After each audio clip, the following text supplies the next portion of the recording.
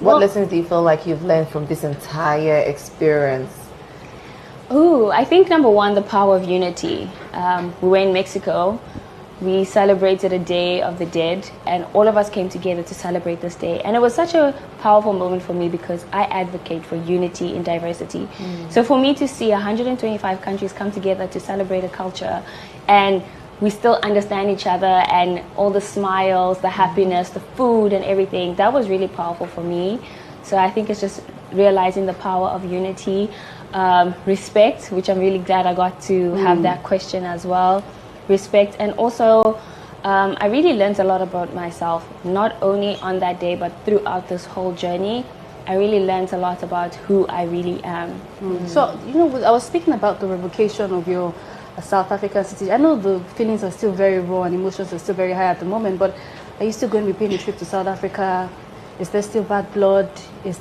What's it like right now? I know there's a lot you're dealing with, but what's it right now for you as part of South Africa and the relationships you have with, with the country going forward? I think after winning, I really put that behind me.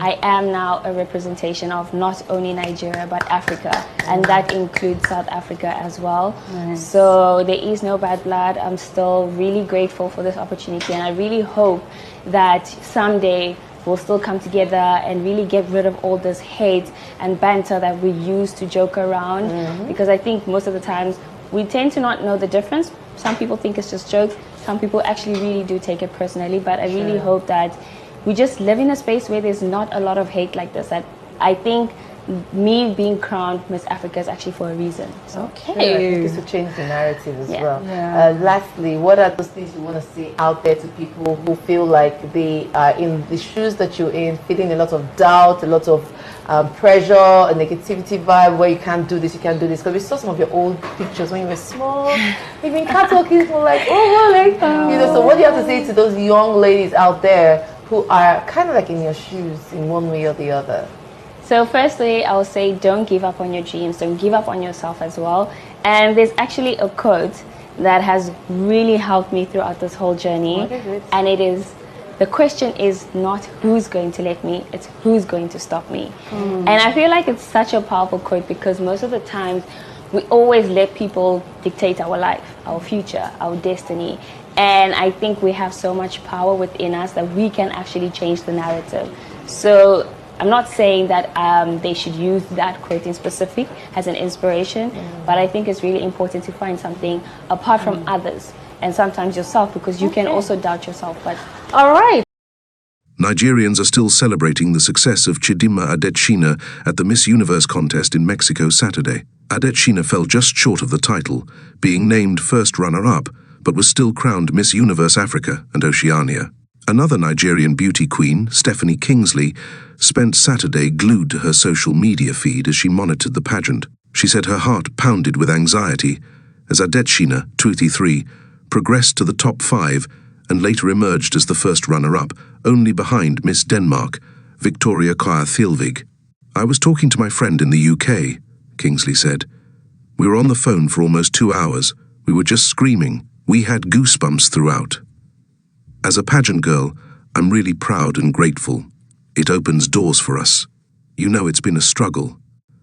Adetshina won support from millions of Nigerians after a citizenship dispute forced her to step down from the Miss Universe South Africa race in early August. Adetshina was born to a Nigerian father and a South African mother with Mozambican roots. She said she was concerned for her safety and the well-being of her family after she was targeted in xenophobic online attacks. Shortly after stepping down, Nigeria's pageant organizers invited her to represent her father's country. Kingsley said Adetshina showed extraordinary strength and courage. "She's a really strong person mentally because I don't even want to think about how she would have tried so hard to maintain sanity," Kingsley said. "She was able to achieve this groundbreaking record for Nigeria that we, the pageant girls, have been hungry for since 2001.